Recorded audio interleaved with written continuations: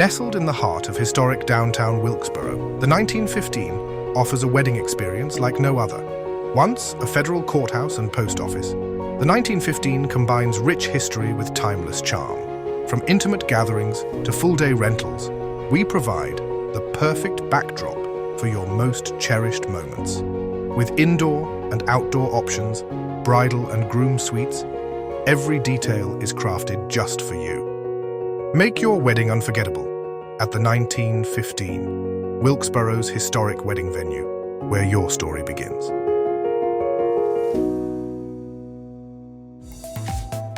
Closed captions for this episode of Life in Wilkes is brought to you by Deal Insurance Agency in Wilkesboro, an award-winning experienced family-owned and operated agency with service and coverage that goes above and beyond expectations. Join us on a captivating journey as we explore the charm, history, and vibrant culture of Wilkes County. Discover the hidden gems, inspiring stories, and remarkable people that make Wilkes a place worth knowing and celebrating. Join us now and experience the unique essence of life in Wilkes. Good morning, Susan. How are you? Good morning, Carl. Thank you so much. Well, it's good to see you again. It's good to be here. We're together today to talk about 2025 and all the great things that the library system has coming up.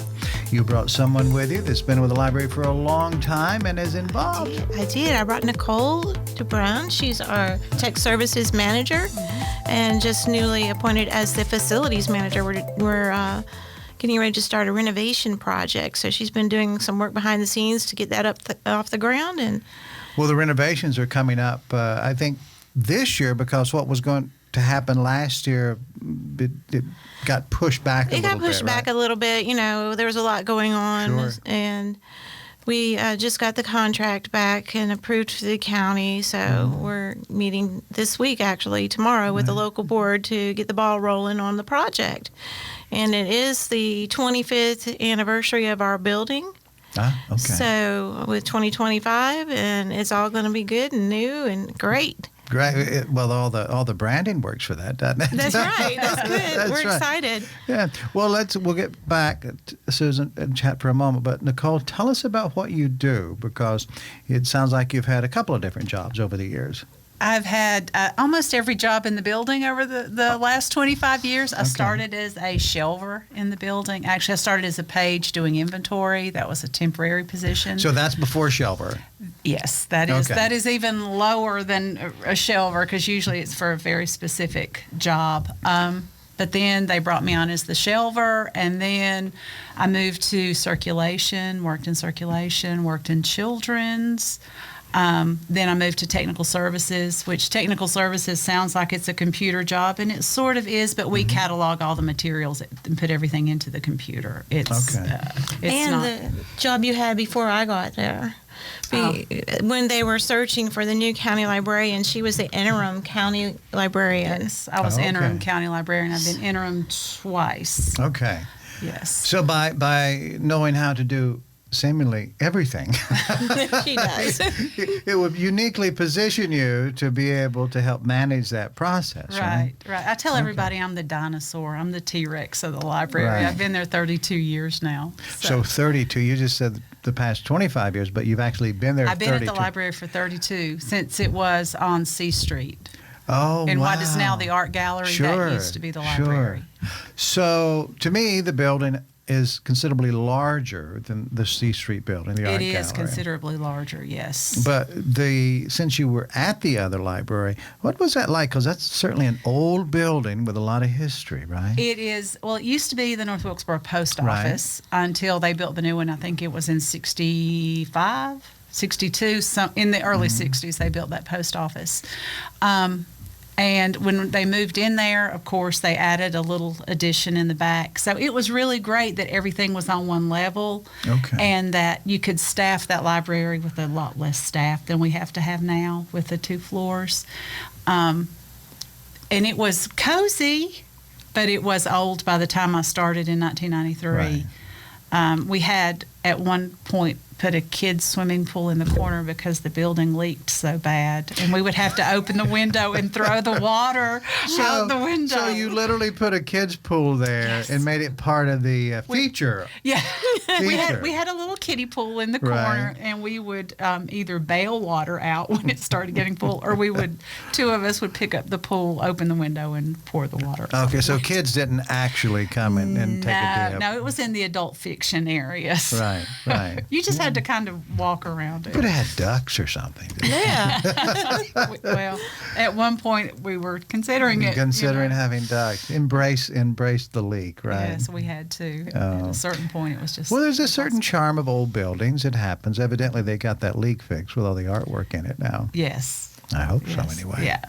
It cost a lot of money, but they got it done. So when you walked from that building into the new building, what was that moment like? We were so excited to get into that new building because we were working on C Street watching it go up, and we would get to go down and take tours. So when we actually got to move in, it was amazing. What wasn't amazing, or maybe it was, I don't know, we moved those books by hand. We put them on hand trucks, the book carts, rolled them down the hill into the new building. And So you put them on the shelf. didn't even put them on the back of a pickup or something. You rolled them in the hand We cart. did most of it by hand truck. We had an escaped hand truck that, or a escaped book truck that went across the loop and crashed into the fence on the other side of the loop. And at that point, the director said, "Okay, we're gonna get a moving van, and we're gonna roll those book trucks onto a moving van and roll them into the parking and drive to the parking lot and unload." So then it was better. Then it was a little bit better. We didn't have to risk losing them on C Street. Did you get photographs or video would have been more complicated than film? Did you get something? We have some photographs, yes. Of that process of Yes. people with pushing books down the street. I was working in the new building. I was one of the ones down there that was unloading the book trucks to make sure they got on the shelf in the correct order. So were you a shelver by that time? I was in technical services already by that time. So you had gone from a page. Right. In 93, I was a page shelver. And then over the course of those 6 intervening years before we moved in, I had worked up to technical services, and I was full-time technical services. So tell us what technical services does. We catalog books. We decide where they need to go on the shelves, and we label them, stamp them, get them ready to go out for circulation. Okay. And it's not just the books, it's the DVDs, all the non-traditional materials we check out now. Right, we check out fishing poles, and we have to figure out how we're going to barcode those fishing poles. Wow. Oh. It's things like that. That's what my department really does. Okay, all right. Okay, my brain won't let me pass that. So fishing poles. So, Yes. so is there a fishing program that you can join through the library? There is not a fishing program necessarily. In April, they do Take a Kid Fishing Day and Trout-tacular. Oh, Trout-tacular. That's a great program. Right. And it was through that program that the town of Wilkesboro said, if we bring you fishing poles, will you have those for circulation? And we said absolutely. Sure. And so now you can come in and still check out those fishing poles that we were donated, and they come with a little tackle box that has, hooks, your sinkers, all of that stuff in it, and you get to keep that. And if you have kids checking those out, you have like coloring books and fish identification guides and that sort of thing. So it's an educational process. Yes, it is. Right. Yeah. And it was the goal to get kids in the outdoors and learn about nature. Right. And along that lines, Wilkesboro also offered bird watching kits, so you can check out binoculars and bird guides, and they have pickleball sets that you can check out and use at the courts at Cub Creek. I don't think everybody knows this, do they? Probably not. We've been doing this for Well, I've been there since 2021, and y'all were doing it before I got there, and we circulate different things as part of that, like getting active and, get physical. We can check out some ladder ball or cornhole or Yes, we have a frisbee full-size golf. professional cornhole set that you can come if you're having a party on the weekends. You want a cornhole set for your party? You can come check it out. And then bring it back. Just bring it back. Yeah. You don't have to store it in your basement. In like I badminton. do. Yeah. That's fantastic. Right.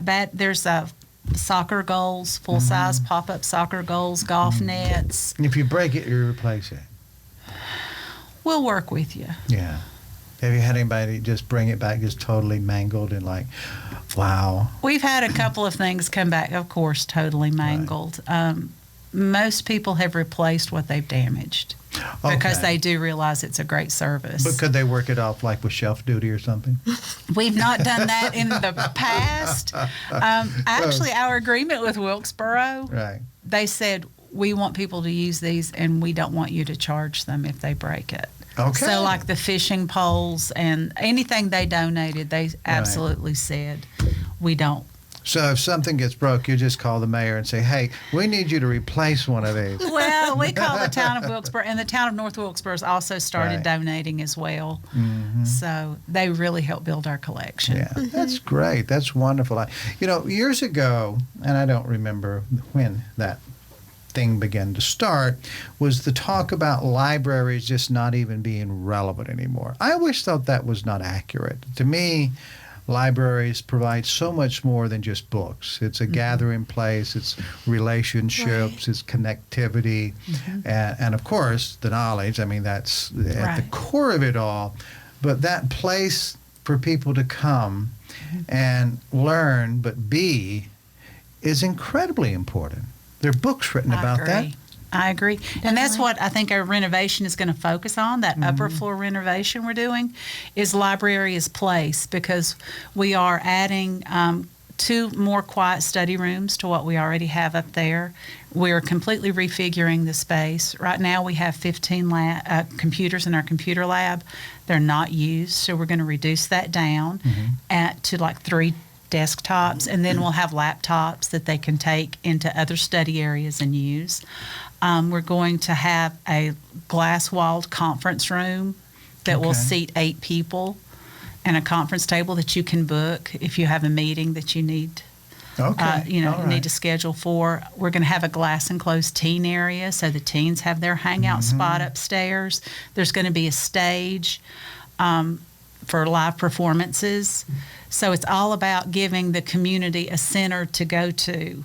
Wow. A gathering That's really spot. Good, right? But it does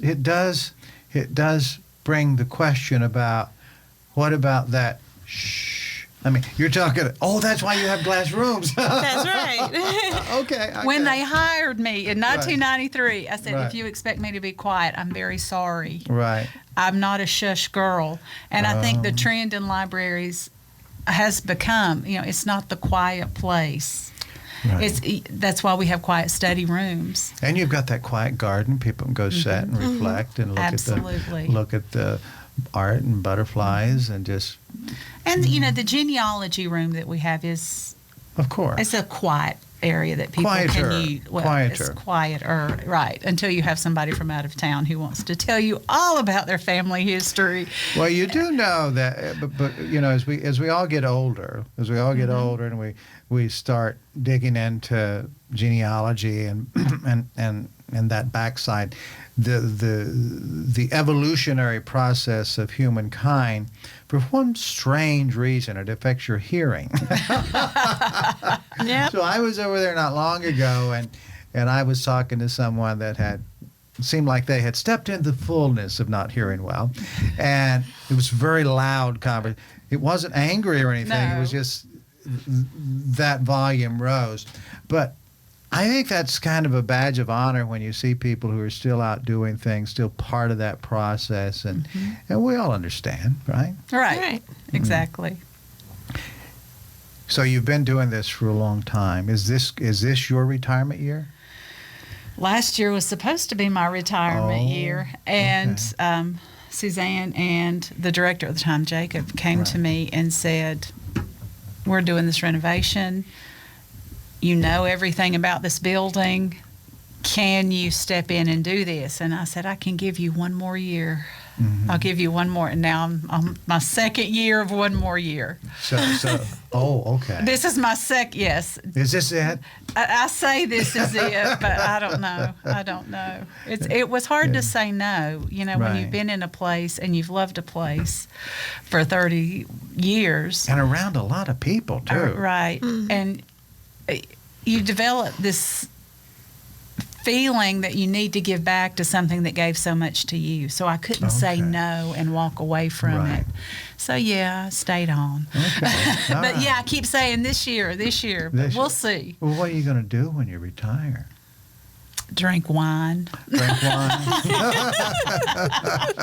I don't know. I haven't looked that far ahead. Well, you're a very interesting person for a lot of reasons. As I've gotten to know you a little bit before we started recording and talking with Susan, she has big news in her life. And then just talking with you, Nicole, and just learning your last name. So you were Nicole Brown. Yes.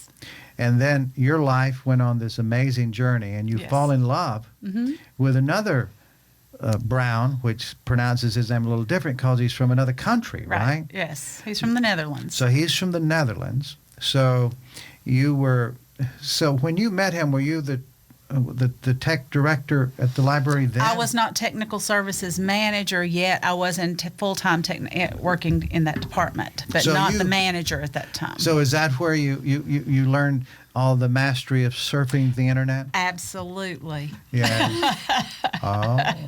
So we don't talk about that now, do we? No. I worked at the library every second. Yes. Oh, well, of course you did, but part of your job was it was part of my job. I mean, whether you're surfing for, information to help someone learn something they've come in for, and you've got a break pop up, and you say, I'm kind of lonely, I wonder. And then you kind of go around, and, it's not like you can just go on a date in the afternoon. You got people. You got to take care of the knowledge of the world. That's a heavy thing to carry. Oh, yes, it was traumatic. So your name is this is just fascinating to me. So your name is Nicole Brown. Yes, I was Nicole Brown. And you are from Wilkes County, born and raised. You're from Wilkes County, born and raised. But in the Netherlands, there are Browns as well. They enunciate their name differently, though. Right. De Brown. De Brown. De Brown. So that's the name there. So in some sequences of events, and this wasn't something that you had kind of journaled about, sitting in the corner one day saying, it was a great day. I woke up and, I really want to find somebody and I'd like for them to be exotic and from another country and have the same last name as I do. That didn't happen? No. I had just told my friend, I said, I do not want to get married. Yes. I am done. I'm just over it. I'm perfectly content to be who I am, where I am, and how I am. Right. And then the next day he messaged me. So he messaged. So you get a message from... So forget about manifesting there. I said no. And you said happened. No. You denied it. I denied it. You denied it, but it won. It won. Yeah. Yes. So you're Nicole Brown. And I get to go to Europe every year. So. Oh, that's good. Family for family activities. Yeah, his family's still there. So what is it like? Do you go at Christmas time? We usually go in the fall, in the autumn. Do they have a holiday they celebrate that time of the year? No, it's just when he could get off work. It was easier for him to get off work. All right. So it's the time of the year. Right. Wow. And they don't have air conditioning, so I'm not going in the summer. No. It is different there, though, isn't it? Yeah, I mean, completely. stepping back. I'm going to say stepping back in time, but there's a little of that feel there, right? There is, and their libraries are not free. Oh. You pay to join their library, and you pay a yearly fee. Did he tease you and say that? He say, you Americans are so fancy, you have free libraries? No, he was amazed, first of all, because he was a big library user over there. Okay. And he's like, you just give this away? And I'm like, yeah, we just give it away. Right. So, I mean, most countries don't. They don't have a public library system in that respect. So we're very lucky. And I think a lot of people don't realize how much is available for free at a library.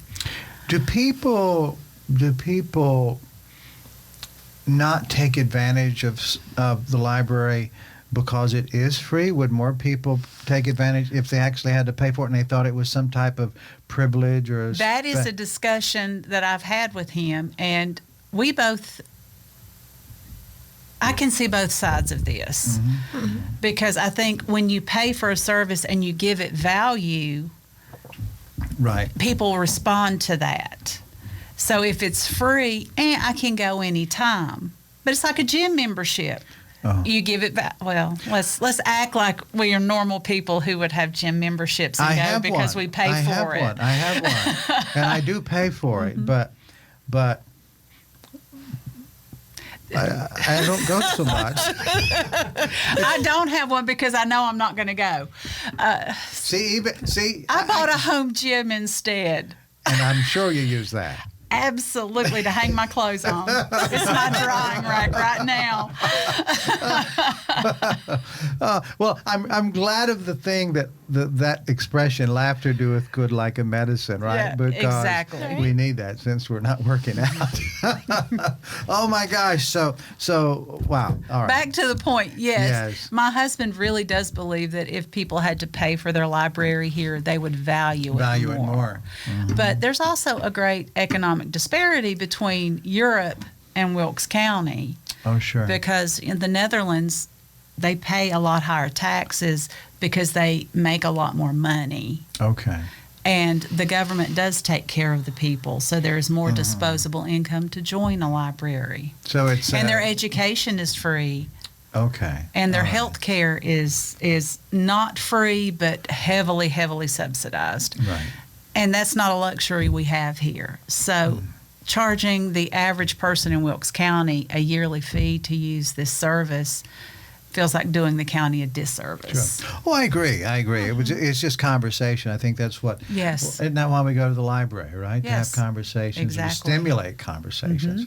So I think that's. Hopefully. Yeah, that's right. I always say the library is the people's university. You don't have to pay to go to school. You just come and study and learn, because you can get anything you want to know about from the library. Isn't that amazing? It is. Isn't that amazing? It's like if you didn't get a degree at this or that, well, there's a book, that's you read those books and you get a degree, but anyone can do that. Mm-hmm.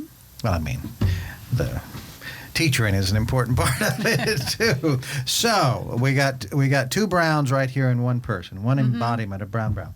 And then I'm the ultimate Brown. You're the ultimate Brown. So that's exciting. And 35 years at the library, servicing one day in the future, sometime unofficially, but officially, eventually you will retire. Eventually I will. Yeah, but you're definitely going to see things through this year. I will see this renovation through. Yes. Absolutely. So we get to meet, we hear these exciting things about you, and then I'm talking to Susan, and she gives me this big news. And so she's expanding her household. And so names to me are always fascinating, right? and so Susan, by the time many people will see this, the deed will have already been done. But your last name is evolving too. It is. There's going to be a change. I will soon be Mrs. Manners. So, so Mrs. Manners. So Mrs. Manners. So your name is Suzanne. Suzanne Moore. Suzanne at the time. Moore. Correct. Right. Manners. I will have more manners. More Manners. Yeah. So I'll be in more manners. So will that help you in your role as leading a library? It sounds so proper, Miss Right. Etiquette here, but Right. I The think banjo playing. It's a cool name and a cool guy. Yeah, that's great. Well, that has to give you great joy, right? He's a veteran? No, he's No? not a veteran, but he did contract some overseas work. Okay. It's construction and I don't know all the technical All sorts of titles things. for what he did, Yeah. but Maybe we shouldn't talk about all that. So Right. I don't know. So, no, I'm kidding. So that's exciting. So we've got all this change and growth going on. And the fact that we're talking about these things, that's what happens in a small community, isn't it? You know, when people look at an area to move to or make decisions, do they move there or move away? The idea that people get to know each other and learn about each other's lives, that's part of it, isn't it? Is. Absolutely. I mean, I think it is everywhere, but in a smaller community, it's just a more intimate thing. I was talking to someone not long ago, and they were working on a program. And they were talking about. He brought up the subject. He said, "Well, you know, people in smaller communities are real nosy." I said, "What do you mean by that?" You know, because it's always Right. curious. What do you mean by? Well, they always want to know what you're doing. They always ask you, you know, who your family is and where do you go to church, and all these personal questions. And why they don't need to know that. I'm like, well, I don't think it's about that. I don't think anyone's actually keeping a journal. And truthfully, I don't know that we are doing it because we are so insatiably curious and need to keep notes. I think we're just polite and we like to. Right. It's Just being part personable of. It's and- part of caring, right? Right. What do you think about that? I think idea? it's being personable and learning the people you see and interact with throughout your daily goings and comings. You know, I meet so many interesting folks at the library and learning about their backgrounds and things that they like, and we connect. You know, it's a place for connecting. You think so? Oh, absolutely. There are people in our community that don't have any point of contact other than the person who answers the phone at the library or that Wow. answers the phone, you know, at a business. So there are regulars that call and ask for things, and I think not out of a sense of they really want to learn about the Iraq War or whatever subject they're calling about, but out of a sense of they need a voice on the other end of the phone sometimes, or they need the reason to get out and go somewhere. And I think it's part of our job. It's good medicine, isn't it? It's Yeah, good. it It's is. therapy. I mean, do It you guys is. buy into that? You know, the idea. We're book bartenders at the end of the day. Okay. Let's All just right. call us book bartenders. There you 'cause that's go. a Book fun bartenders. Yeah, that's a Okay. fun word for it. All right, book bartenders. We had a trivia team once called the Biblioholics. We should bring that back, right? Yeah, exactly. I would be on that too. Yeah. All right. So there is that thing. You know, we have. It seems odd, but it's become conversation in what we would say our pop culture now, of where we talk about mental health, we talk about mindfulness, we talk about, you know, earthing, all these things that for folks, you know, in more rural communities, they've done that a long time. Maybe they didn't call it that. Right. You know, I grew up. My grandparents, they had, you know, farming, you know, animals, and they were always involved. And I remember my mother's father, and he had horses and mules, and he did logging, and he did the garden work, you know, the garden part of it with the horse, you know, or the mule, and the G and the ha, and he'd get mad at if they didn't go the right way, you know, and he'd have a serious talk, you know, with the mule. As you do. That's right. But it was that interacting with nature and the outside, and everything we hear people talk about now as far as how to get recentered. So if you got a crisis, you need to recenter.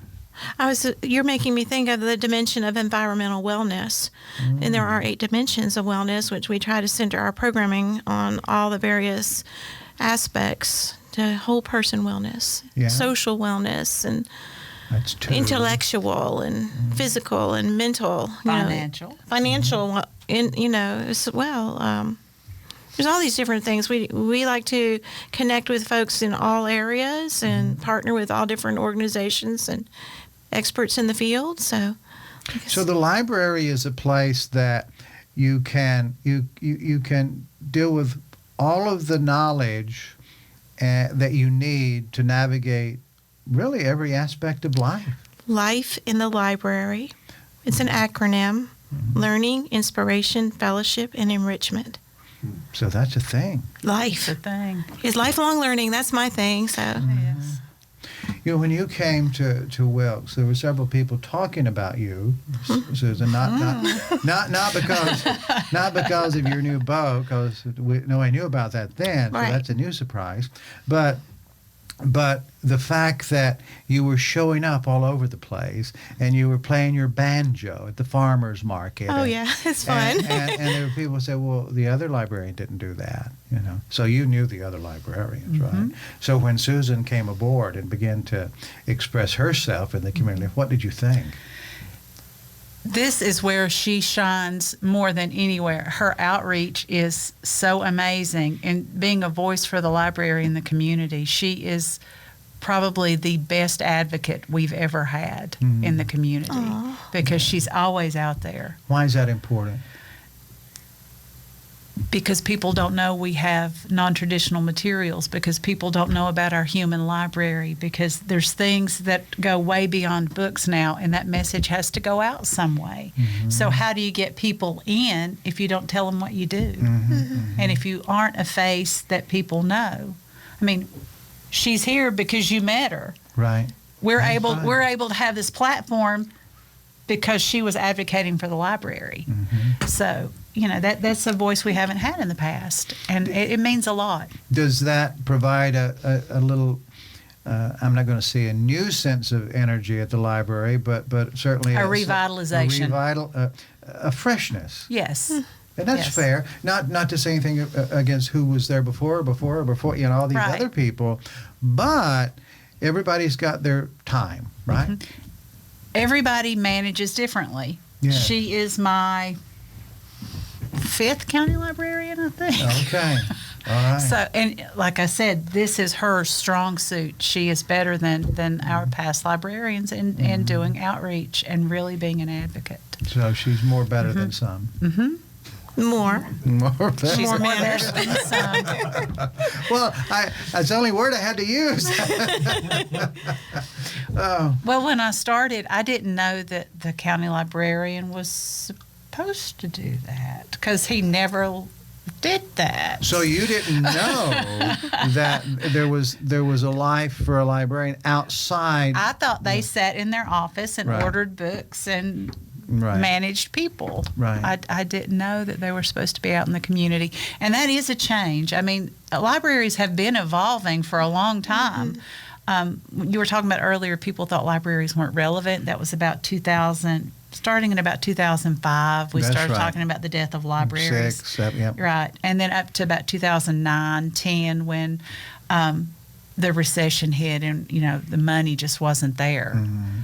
In that time period when they really were questioning the relevance, librarians had to change. Libraries had to change. We had to prove for the first time that we had something we could offer people. So a little PR work had to Right. kick We in. had to start marketing like a business. I remember when I first became aware of what was going on. It may have happened before I became aware of it, but it was on the news. And I was uptown Charlotte walking by the library, which I love. And I that morning I saw a story, and just I found myself there near the library, and I went in. And I found the librarian, and I says, "Are you okay?" She says, "Sure." I said, "Well, I just saw the library. You know, nobody's coming." She says, "Well, there's plenty of people here, but it is a problem." And I said, "What are you going to do?" And well, we're gonna fix it. So I think maybe that fixing started with at different times for different places. When you mentioned the timeline, that 2009, 2010 was right about the time I became a librarian. You know, I was a school teacher previously, and so doing outreach and advocacy work was ingrained with me in my studies for library science school. I think that kind of got me Yes, that would going. match up. Do you Yes. think being a teacher and knowing the power of knowledge, knowing the power of learning, so having what grade did you teach? I taught middle school.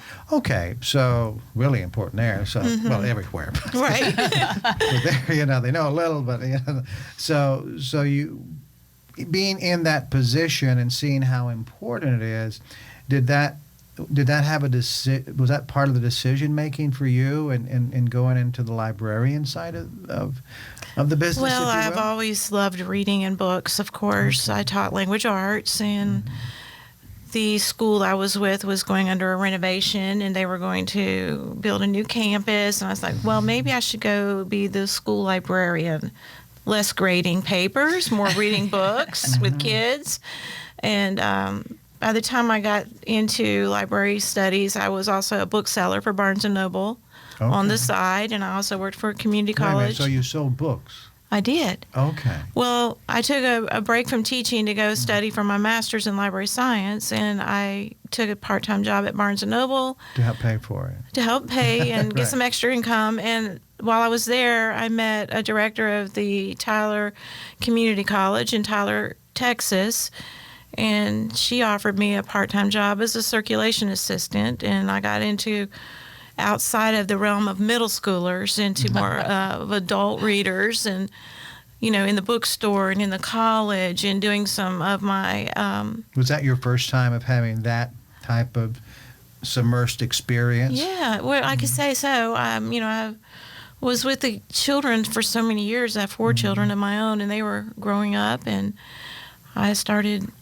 finding out, hey, look at all these adult books that I've overlooked. I've been reading Charlotte's Web and Where the Red Fern Grows and all the children's classics for so long, and now I want to read everything and Right. study about and learn about everything. So I think that kind of got me going. And Is there a big difference when you go from Charlotte's Web? I mean, Right. in adult books they're just more spiders, I guess.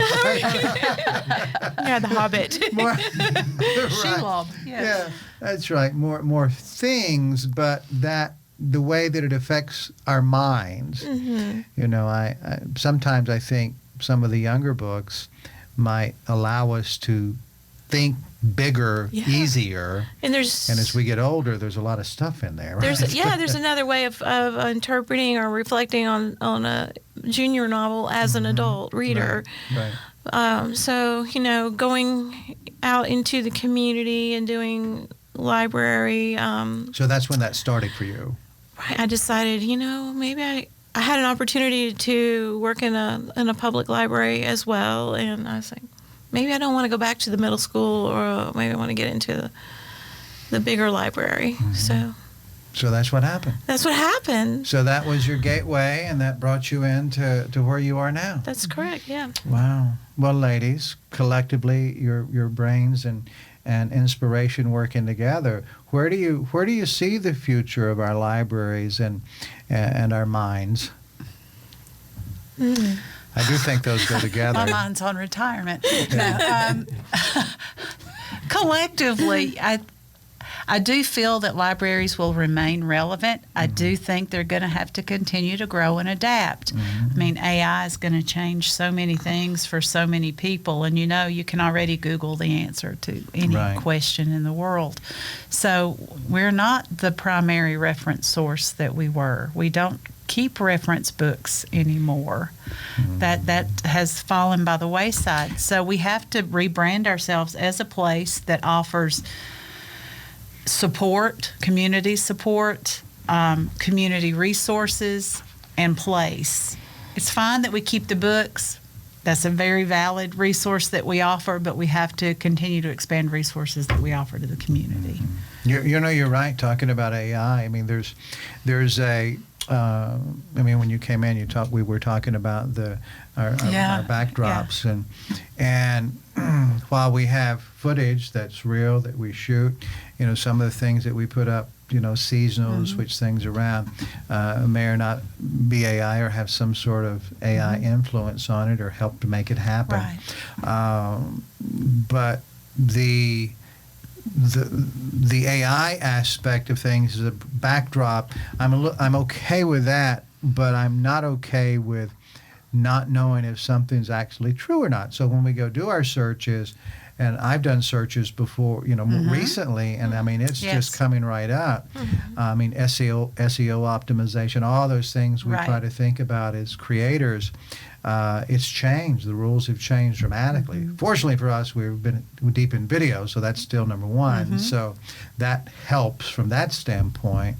But when it comes to writing and just, the article-based information, that's tricky because it may be absolutely accurate and correct, but some people are using AI and they don't edit anything. They just stick it out there.